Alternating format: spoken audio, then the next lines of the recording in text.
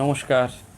সৎকথায় প্রতিদিনের প্রার্থনার ধারাবাহিক অনুধ্যানের আজ ৩৫২তম দিনের পর্ব প্রাণারাম ইউটিউব চ্যানেলের মাধ্যমে সম্প্রসারিত হচ্ছে এই অনুষ্ঠান। এবং এই আজকের অনুষ্ঠানে আমরা একটু মহাপুরুষদের, বিভিন্ন মহাপুরুষদের কয়েকজনের, সকলের তো বলা সম্ভব নয়, একটু রঙ্গের আসরে সাধু মহাপুরুষ নিয়ে স্মরণ মনন করব। দীর্ঘদিন ধরে আমরা অনেক সব ভারী ভারী কথা, উচ্চতত্ত্বের কথা, নানান পাঠ, আলোচনা, স্মরণ মনন করেছি, কিন্তু মাঝে মধ্যে মনটাকেও তো হালকা করতে হয়। এবং মন যদি হালকা না হয় তাহলে ভগবানের কথা জমে না। আমরা পয়সা দিয়ে লাফিং ক্লাবে যাই হাসতে, কিন্তু এই সাধু মহাত্মাদের জীবনের সঙ্গে অনুষঙ্গে কত হাসির খোরাক রয়েছে, সেটি আমরা যদি একবার স্মরণ মনন করি তাহলেও আমাদের মনটি খুব আনন্দিত হয়। আর আসলটি তো আনন্দ। আমাদের একটাই জীবন, এই জীবনে আমরা আনন্দে বেঁচে থাকবো, এইটি আমাদের একমাত্র চিন্তা, আমাদের একমাত্র ভাবনা হওয়া উচিত। এই আনন্দাধ্যেব খল্লিমানি ভূতানি জায়ন্তে, আমরা আনন্দ থেকে এসেছি, আনন্দ নিয়েই থাকবো। সেজন্য জীবনটাকে বিকশিত করা, এবং সেই জন্য এই সাধু মহাপুরুষদের জীবন আমাদের কাছে সেই বার্তাটি এনে দেয়। এবং তাদের এই সঙ্গ, অনুসঙ্গ, প্রসঙ্গ, এই রসিকতা বোধ, সেটিও আমাদের বারবার ভাবায় যে মানুষের জীবনে কত আনন্দ থাকলে এই রসিকতা আসে। আমরা আজকে হাসতে ভুলে গেছি, সব রামগরুরের ছানা, হাসতে তাদের মানা, এরকম হয়ে যাচ্ছি। খুব গম্ভীরভাবে আমরা সবসময় ক্যালকুলেটিভ মাইন্ড করছি, তাই দিয়ে জীবন চলে না। সেজন্য জীবনবোধে আমাদের এটিরও দরকার। শ্রী শ্রী মা সারদা দেবীর প্রসঙ্গে আমরা প্রথমে শুরু করি। ঠাকুর বড় না মা বড়, এই ভাবের প্রশ্নের উত্তরে শ্রী শ্রী মা জনৈক সন্তানকে বলেছিলেন, ছি, অমন কথা বলতে হয় নাকি? পরক্ষণেই আবার জিজ্ঞাসা করলেন, তোমার কি মনে হয়? সন্তান বললেন, কালী মহাদেবের ওপর দাঁড়িয়ে। তখন মা মৃদু হেসে বললেন, তুমি ওই নিয়েই থাকো।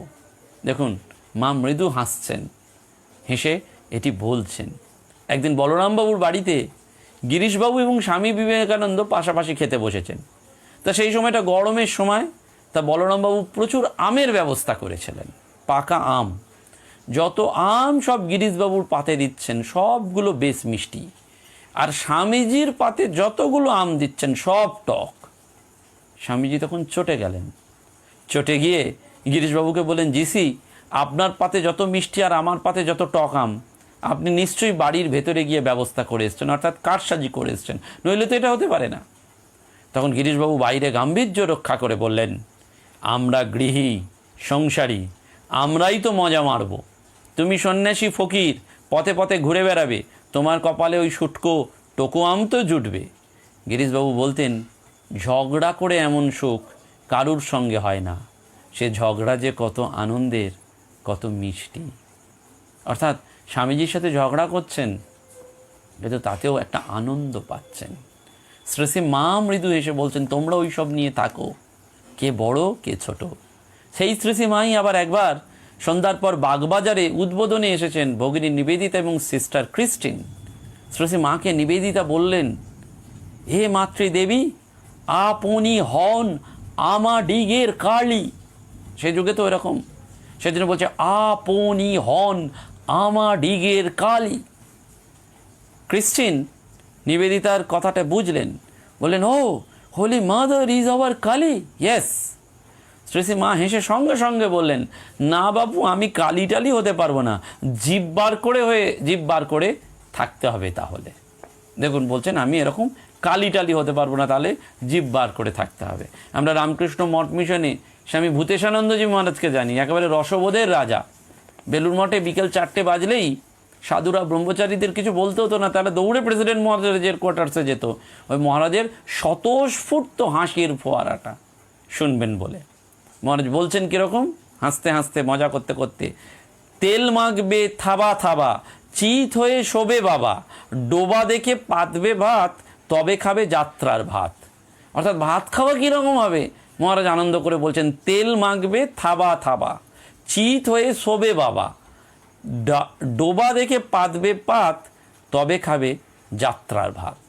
তীর্থযাত্রায় সাধু কীরকম হয় সেখানেও বলছেন, হটুরে মোটুরে আর বাস্তু। অর্থাৎ বাস্তু সাধু, মটুরে সাধু শুধু মটে মটে ঘুরে বেড়ায়, আর হটুরে অর্থাৎ চলে বেড়ায়। ঠিক এই রকম এই যে মহারাজের রসবোধ, এই ঠিক রসবোধ আমরা ঠিক কীরকম পাই, ঠাকুরের জীবনেও পাই। ঠাকুর রঙ্গরসিক ছিলেন। রস সম্রাট শ্রীরামকৃষ্ণ সমীপে সাহিত্য সম্রাট বঙ্কিমচন্দ্র চট্টোপাধ্যায় এসছেন, তাকে দেখেই ঠাকুর তার নামের সঙ্গে সঙ্গতি রেখে একেবারে রসশ্রেষ্ঠ করলেন। তুমি আবার কার ভাবে বাঁকা গো, ওই যে বঙ্কিমচন্দ্র এসছেন সেই জন্য বলছেন তুমি আবার কার ভাবে বাঁকা গো। ডেপুটি ম্যাজিস্ট্রেট সাহিত্যিক বঙ্কিমচন্দ্র হাসতে হাসতে উত্তর দিলেন একটু বাঁকাভাবেই, আর মশাই সাহেবের জুতোর চোটে। সকলেই সেই কথায় হেসে ফেলল। অর্থাৎ করুণাময় রামকৃষ্ণদেব কৃপা করে এই কথাটিকে কৃষ্ণ প্রেমের দিকে ঘুরিয়ে দিলেন। না গো, শ্রীকৃষ্ণ প্রেমে বঙ্কিম হয়েছিলেন। অর্থাৎ তুমি কারভাবে বাঁকা, ম্যাজিস্ট্রেট ধরতে পাচ্ছেন না। সেই জন্য শ্রীরামকৃষ্ণ পরবর্তীকালে বলছেন না, তোমরা যাদের ডেপুটি বলে মানো, সেই অদরলাল সেন ডেপুটি, এরা সব এসে কি হয় না, এদেরকে আমি মায়ের ইচ্ছায় ঘুম পাড়িয়ে দিই। যাদের ভয়তে তোমরা ভীত থাকো তারা সব এখানে এসে ঘুমিয়ে পড়েন। ঠাকুর এটি বলছেন, চ্যানেলাইজ করছেন। আগে ঈশ্বর পরে জগৎ, এভরি মোমেন্টটাকে তিনি অপরচুনিটি হিসাবে নিচ্ছেন এবং চ্যানেলাইজ করছেন। কীরকম চ্যানেলাইজ করছেন? ওই যে বলছেন না গো তুমি কৃষ্ণ প্রেমে বাঁকা। বঙ্কিম কেন? সাহেবের জুতোর ঘা খেয়ে নয়। সেখানে আবার সেই রকম সংস্কৃত শব্দ ব্যবহারেও ঠাকুর একেবারে সরসভাবে বলেছিলেন। কীরকম না, মাতারং ভাতারং খাতারং, অর্থাৎ সংস্কৃত শব্দ ব্যবহার করতে হবে। মা ভাত খাচ্ছেন, একটা অং বং চং যোগ করে দিলেই হয়। ঠাকুর সেটি বলে দিচ্ছেন মাতারং ভাতারং খাতারং, অর্থাৎ মা ভাত খাচ্ছেন। সেই কথা শুনেই সকলের মধ্যে একেবারে হাসির ফোয়ারা বয়ে গেল। বেলুড় মঠে একদিন এক বালক ব্রহ্মচারী একটা দামি শৌখিন কাঁচের গ্লাস ভেঙে ফেলেছেন। এই গ্লাসটি স্বামীজির জনৈক ইউরোপীয় ভক্ত স্বামীজিকে উপহার দিয়েছিলেন। মঠের এক বৃদ্ধ সাধু এই জন্য ছেলেটিকে ভয়ানক বকাঝকা করছে। এ কি? সেটা স্বামীজির কানে গেল। তিনি সঙ্গে সঙ্গে থামিয়ে দিলেন সেই সাধুকে, বলেন অত বকুনি কেন? আরে বাপু, কাঁচের গ্লাস তো ওই করেই যাবে, ওদের তো কলেরাও হবে না আর থাইসিসও হবে না। দেখুন, আমরা বাড়িতে গেলে কি করি না, আমরা বাড়িতে কোনো একটা কাঁচের বাসন বা কিছু ভেঙে ফেললে একবারে বাড়ির কাজের লোককে বকুনি দিচ্ছি, কখনো কখনো রাগারাগি করছি, কখনো কখনো যাতা বলছি। কিন্তু স্বামীজির মতন মানুষ, এইখানেই মহাপুরুষদের জীবনের যে দৃষ্টান্ত সেটি আমাদেরকে ভাবায়, আমাদের বারবার মনে করিয়ে দেয় যে এই হাসি কথা, হাসির যে খোরাক, সেটি আমাদের মনে করিয়ে দেয় যে এদের জীবনবোধ কতটা উচ্চ স্তরে থাকলে, যেটা সামান্য একটা গ্লাস ভাঙা সেটা নিয়েও কোনো চিন্তা এদের তো নেই, বরঞ্চ উল্টে এরা বলছেন যে ওদের তো কলেরা হবে না, ওদের তো থাইসিস হবে না।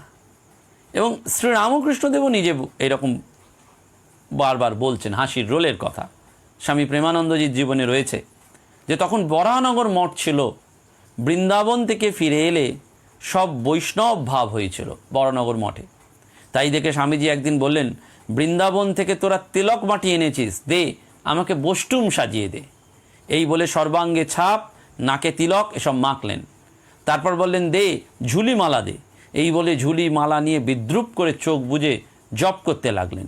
নিতাই ঠক ঠক ঠক, নিতাই ঠক ঠক ঠক, সব হাসির রোল উঠল। তারপর ঝুলি থেকে মালা রেখে দিয়ে বললেন, খোল নিয়ে আয়, এবার কীর্তন হবে।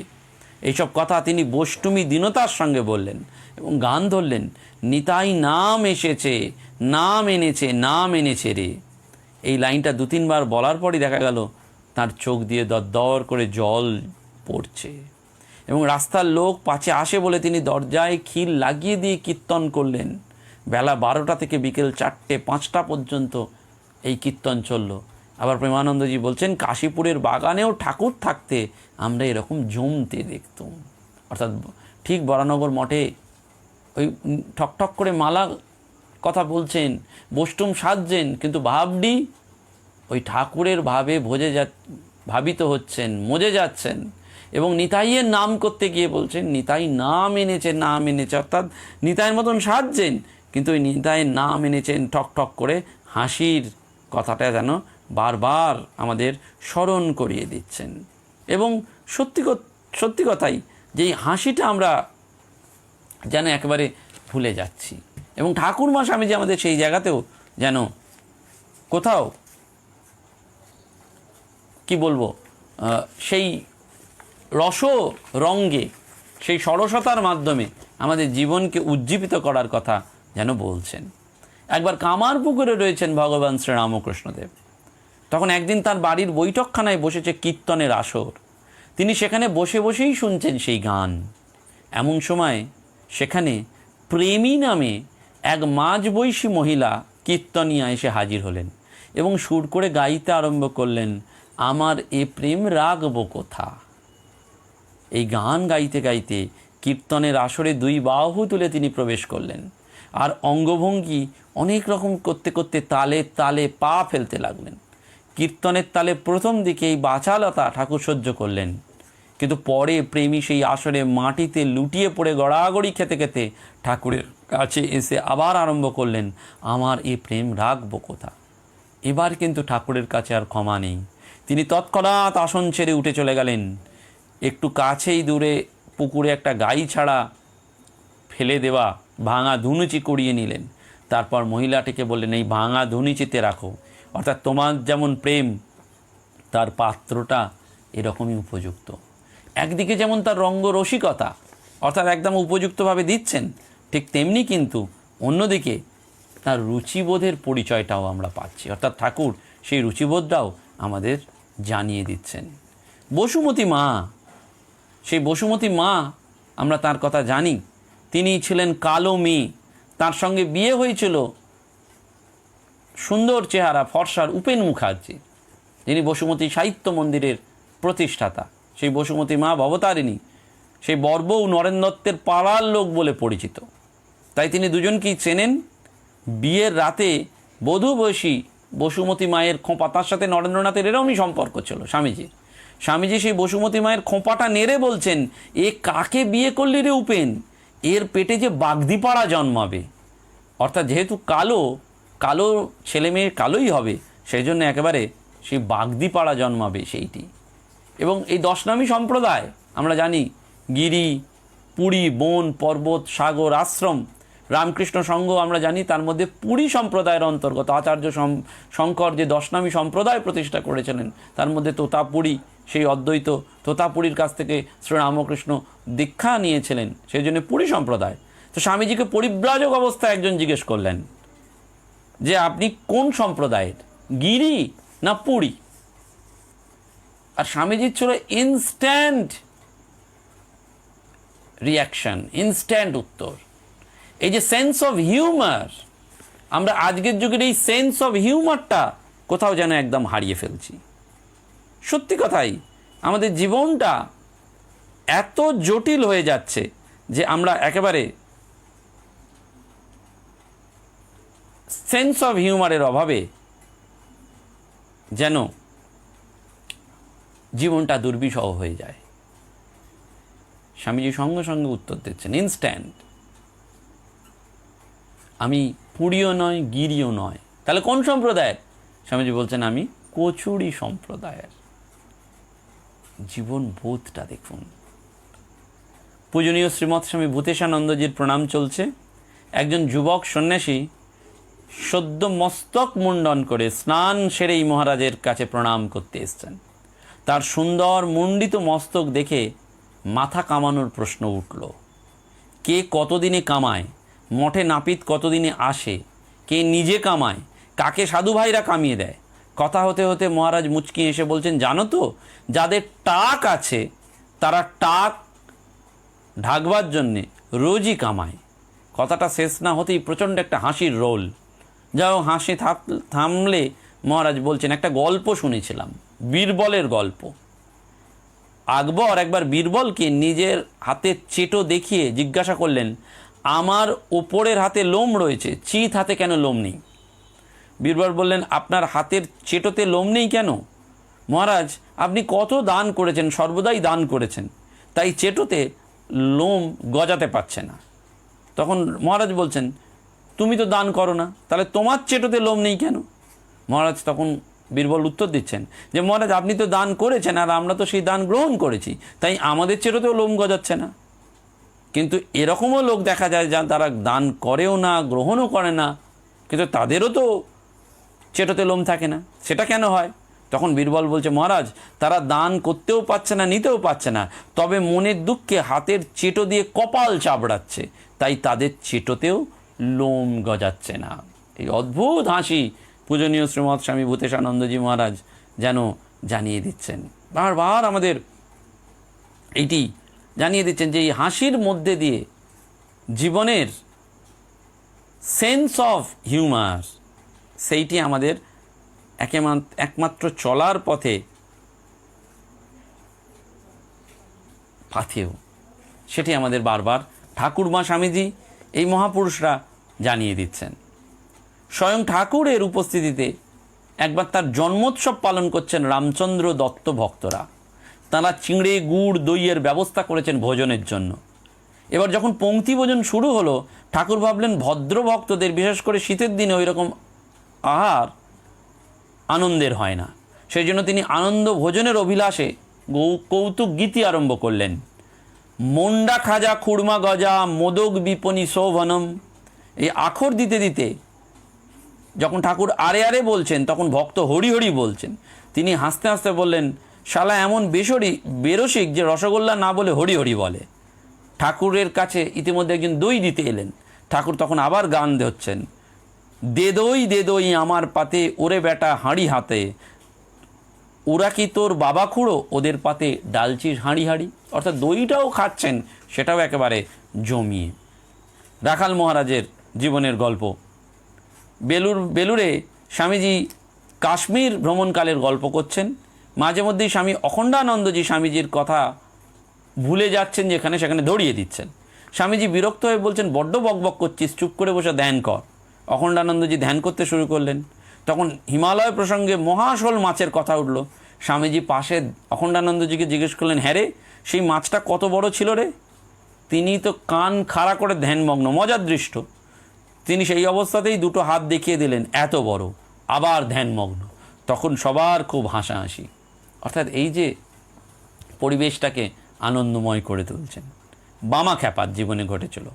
লালু ভুলু এরা ছিল বামার সহিত, অর্থাৎ বামদেবের সহিত ভোজনের সঙ্গী।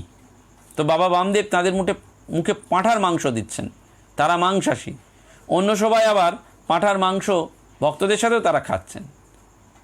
তো বামদেব নিজে দিচ্ছেন, তারা খেতে চাইছেন না। তখন বামদেব প্রকাশ্যে বললেন, পাঁঠা খাওয়া বন্ধ, দেখো না কুকুরেও পাঁঠা খায় না, পাঁঠার মা কাঁদে কি না, সেই জন্য। এবং শ্রী মায়ের মতন তাঁরও সবসময়ই ছিল একেবারে সবটাই মাময়, তারাময়। বামের নিত্য কোষ্ঠ পরিষ্কারের ব্যাপারেও তারা মা রয়েছেন। যেদিন কোষ্ঠ পরিষ্কার হলো সেদিন বামদেব খুব খুশি। ভক্ত নগেনকে বললেন, নগেন কাকা, আজ তারা মা মাখন দিয়েছেন, অর্থাৎ তার কোষ্ঠ পরিষ্কার হয়েছে। আর যেদিন হলো না সেদিন বলল, তারা আজকে বেটি বদ, আজকে কুঁচলে বড়ি দিয়েছেন, অর্থাৎ পায়খানা ভালো হচ্ছে না, তার পটি ভালো হচ্ছে না, সেটি বলছেন। কোষ্ঠ ভালো হলো না, সেটি বলছেন যে তারা বেটি বদ আর আজকে কুঁচলে বড়ি দিয়েছেন, অর্থাৎ কোষ্ঠকাঠিন্যর ব্যাপারেও তিনি এইরকম মজা করতেন। বাংলা 1314 সাল। বামদেব তখন আশ্রমে আপন মনে বসে রয়েছেন। সামনে উপবিষ্ট যোগেন্দ্রনাথ বন্দ্যোপাধ্যায়, নগেন পাণ্ডা, ভূপতি পাণ্ডা। হঠাৎ যোগেন্দ্রনাথ চট্টোপাধ্যায় বামদেবকে জিজ্ঞেস করলেন, বাম, আপনার বয়স কত? বামদেব একেবারে আত্মস্থ হয়ে গেলেন। একটু পরে বললেন, বাবা, আমার বয়স 5-7 বছর, জোর 9 বছর, এর বেশি হবে না। আমি মায়ের আদুরে ছেলে, বাবু ছেলে, বয়স বেশি নয়। বামদেবের এই উত্তর শুনে সবাই মজা পেলেন এবং খুব মুচকি হাসলেন। যোগেন্দ্রনাথ চট্টোপাধ্যায় খোঁজ নিয়ে জানলেন যে বামদেবের বয়স তখন আসলে 70 বছর, কিন্তু বামদেব মজা করে বলছেন যে আমার বয়স কিন্তু অত বেশি নয়। অরবিন্দ, একসময় অরবিন্দকে তার ভক্ত অনুরাগীরা সবাই বছরে 3-4 বার দর্শন করতে যেতেন। দর্শনার্থীরা তাকে দেখার পর সব চলে আসতো, প্রত্যেকেই 1 মিনিট করে তার সামনে দাঁড়িয়ে তারপর চলে আসতো এবং সরলরেখায় অরবিন্দের চোখে চোখে চোখ রেখে মনে মনে প্রণাম নিবেদন করতেন। শ্রী অরবিন্দ চেয়ে থাকতেন গভীর নিষ্পলক নেত্রে। ফলে ভক্ত সাধক দিলীপ কুমার রায়ের মন খুব খারাপ হতো। শেষে একদিন থাকতে না পেরে তিনি মরমিয়া হয়ে একেবারে তাকে জানালেন। পরের দর্শনের সময়ও তাই, শিষ্যের বুক কেঁপে উঠল, যেহেতু অরবিন্দ একেবারে গুরুগম্ভীর হয়ে গেছেন। দিলীপ কুমার পেছনে তার ছোট ভাই ছিলেন, তার মন খারাপ দেখে জোর দিয়ে জানালেন যে অরবিন্দ সত্যিই তাকে দেখে হেসেছিলেন। এরপর অসহায় হয়ে দিলীপ কুমার তার গুরুদেবের শরণ নিলে উত্তরে অরবিন্দ লিখে জানালেন, I did smile at you though it was not the radiant smile of a Tagore or the child like of a Gandhi. অর্থাৎ আমি ওই রকমভাবে হাসিনি, কিন্তু আমি অবশ্যই হেসেছিলাম। ঋষিকেশ কাঞ্জিলাল, তিনি একজন সাধু, যিনি প্রথম জীবনে বিপ্লবী ছিলেন এবং পরে শঙ্করপন্থী সাধু হয়েছিলেন। কলকাতায় ট্রামে যাওয়ার সময় একবার এক ভদ্রমহিলার পাশের সিটে বসেছিলেন। তখন ভদ্রমহিলার স্বামী তাতে বিরক্ত হন। ভদ্রমহিলা স্বামীকে বোঝান যে বুড়ো মানুষ, সাধু পাশে বসলে কিচ্ছু হবে না। ভদ্রলোক গোঁ হয়ে চুপ করে থাকলেন। সাধুজি সেই সময় ভদ্রলোককে জিজ্ঞেস করলেন, সাহেবের কি করা হয়? ভদ্রলোক ধমকে উঠলে বললেন, আমি খেটে খাই। সাধু তখন বলছেন, সাহেব খাটান কাকে? ভদ্রলোক বললেন, আমি কনসাল্টিং ইঞ্জিনিয়ার। সাধুজি বললেন, তবে তো আপনি আমারও দলের, আমিও তো কনসাল্টিং ইঞ্জিনিয়ার। ভদ্রলোক বললেন, nonsense, you are a parasite. সাধু তখন বললেন, না সাহেব, আপনি যেমন ইট কাঠ চুন সুরকির খবর রাখেন, বাড়ি কীভাবে তৈরি করতে হয়, রাখতে হয়, মেরামত করতে হয়, আমিও ঠিক তেমনই করি। কি করি না, এই যে দেহ, এতে কে কে থাকে, কেমন করে একে টেকসই করা যায়, ভাঙন ধরলে কীভাবে মেরামত করে রেখে কর্তারকে রাজার হালে রাখা যায়, রোগ শোক হলে শান্তির সিমেন্ট দেওয়া, কুচিন্তার আক্রমণ হলে মনকে পবিত্র করার জন্যে গুরুর আলোয় মনকে ভেন্টিলেশন করা, এইসব উপদেশ আমিও ঠিক আপনাকে যেমন আপনি দেন তেমনি আমি দিই। শুধু আপনার সঙ্গে আমার একটা ভেদ আছে। আপনি কেউ কনসালট্যান্ট বা কনসাল্টিং করতে এলে তার কাছ থেকে ফি নেন, আর আমি উপদেশটা দিই ফ্রি অফ চার্জ, অর্থাৎ তাকে উদ্ধার করি বিনামূল্যে। এই ঋষিকেশ কাঞ্জিলাল অভূতপূর্ব এক সন্ন্যাসী ছিলেন। মহর্ষি রমন, শীতের দিনে রমন মহর্ষিকে একবার 2খানা জামা গায়ে দিতে বলা হয়েছিল। তার উত্তরে রমন মহর্ষি বলেছিলেন, আমাদের আত্মা 5টা স্থূল আবরণ পড়ে হাঁপিয়ে উঠেছে, অন্নময়, প্রাণময়, মনোময়, বিজ্ঞানময়। এই 5টার ওপর আবার 2টো যদি চাপাও তাহলে আর কোনো উপায় থাকবে না। এবং সেন্ট ফ্রান্সিস, তিনি জীব জন্তু পাখি সবাইকে ভাই বোন বলে সম্বোধন করতেন। বলতেন, brother tiger, brother bird, sister wind. শেষ জীবনে মৃত্যুর আগে দেহকে বলেছিলেন, নিজের দেহের দিকে তাকিয়ে বলেছিলেন, ভাই গাধা, ক্ষমা করো যে তোমাকে বহু দুঃখ দিয়েছি। অর্থাৎ দেখুন, এর মধ্যেও একটা চরম আধ্যাত্মিকতা লুকিয়ে রয়েছে, যে নিজের দেহটাকে বলছেন যে ভাই গাধা, আমাকে ক্ষমা করো, আমি তোমাকে চরম দুঃখ দিয়েছি।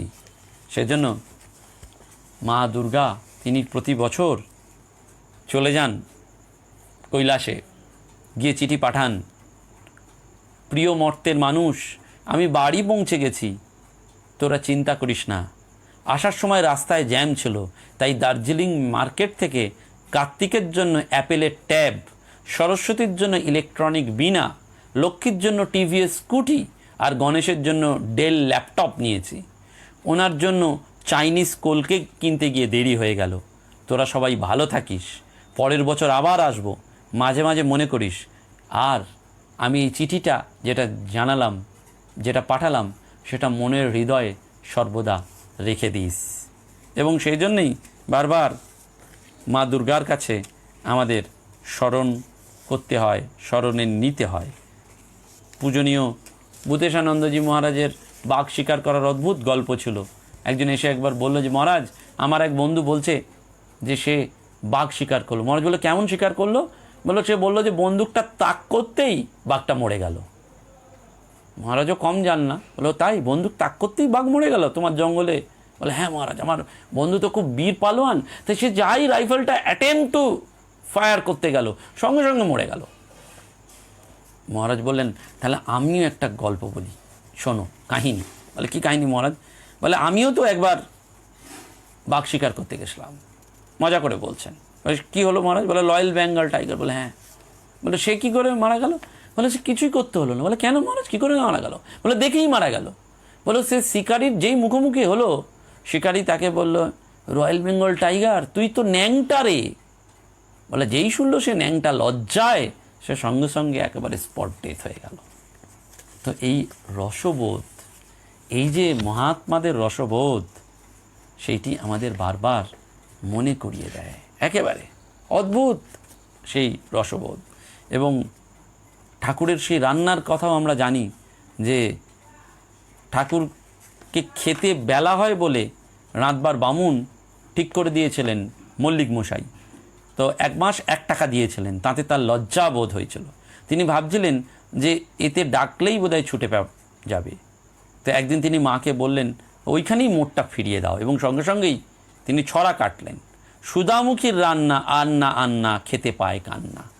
সবাই তাতে একেবারে হেসে উঠলেন। এবং একাদশী নিয়েও ঠাকুর বারবার বলেছেন, কৃষ্ণ কিশোরের একাদশীতে লুচি ছক্কা এবং উপবাসের একাদশী রসসঙ্গে আমরা জানি শ্রীরামকৃষ্ণের কথা স্মরণ করেছি একবার, সৎকথায় প্রতিদিনের প্রার্থনা। তাই অন্যান্য মহাত্মাদের কথাও আজকে আমরা স্মরণ করলাম। এবং সেই ভাগবতের পণ্ডিতের কথা আমরা জানি যে কাব্যেন দর্শনং হন্তি কাব্যং গীতেন হন্নতে গীতঞ্চ স্ত্রীল বিষানেন সর্বং হন্তি বুভুক্ষতা। অর্থাৎ কোনো পণ্ডিত যখন দর্শন বলছে, সেই দর্শন শাস্ত্রের চেয়ে কাব্য মনোহর। কাব্য আবৃত্তি করার সময় যদি আনন্দদায়ক কেউ গান গায় তাহলে সেটা মনোহর হয়। গান চলাকালীন যদি সুন্দরী নারী চলে যায় তাহলে আর গান ভাল লাগে না। কিন্তু তার থেকেও সব থেকে আনন্দের হয় বা সব থেকে কী বলবো মজার হয়, যেটা হচ্ছে যদি সেই সময় খিদে পেয়ে যায়, যে অন্য চিন্তা চমৎকারা কালিদাস হয় সব দিশেহারা, এবং সেই জন্য বুভুক্ষতা এসে যায়। এবং পুরানো কালেও সেই হাসির কথা আমাদের স্মরণ করিয়ে দেয়, কমল মাঝি হাল ধরেছে কলকাতায় খাল, 14 কোটি টাকা ঢেলেও রাস্তার এই হাল। অর্থাৎ কলকাতার রাস্তা কিন্তু সেই চিরকাল সেই রকমই ছিল, সেই রকমই থাকবে, এবং সেই অবস্থার মধ্যে দিয়েই আমাদের এগিয়ে যাওয়া। সেইটি বলছেন যে কমল নদী হাল ধরেছে, এই রকম সমস্ত সে যুগের অবস্থান বা কি বলবো ছড়াই বলুন আবৃত্তি বলুন, সেটার মধ্যে দিয়েই আমাদের এগিয়ে যাওয়া। এবং সেই জন্য বারবার আমাদের মনে রাখতে হয় যে মন খারাপ হলে আমাদের নিজেদেরই নিজেকে সান্ত্বনা দিতে হয়, এবং সেই সান্ত্বনা দেওয়ার উপায়টি কিন্তু এই হাসি, এই রঙ্গরস। এই রঙ্গরস আমাদের প্রতিদিনের জীবনটাকে বাঁচায়। আমরা প্রতিদিন একটু একটু করে চুরমার হয়ে যাই। সেই জন্য আমাদের এই হাসি, আমাদের এই হাসির খোরাক আমাদের জীবনটাকে প্রতিদিন একটু একটু করে বাঁচায়। এবং যখনই বাঁচায় তখনই আমাদের বারবার স্মরণ করতে ইচ্ছা করে এদের কথা, এদের জীবন, এই মহাপুরুষদের জীবন। এবং সেই স্মরণীয়তার মধ্যে দিয়েই আমরা আজকের সৎকথায় প্রতিদিনের প্রার্থনা অনুধ্যানটি শেষ করলাম। ইতস্তত বিক্ষিপ্ততা ছিল, এই নানান নোটস বা কনসালটেশন করতে হয়েছে। যদি আপনাদের খারাপ লাগে তার জন্য আমি আন্তরিক ক্ষমা প্রার্থী। নমস্কার, ধন্যবাদ।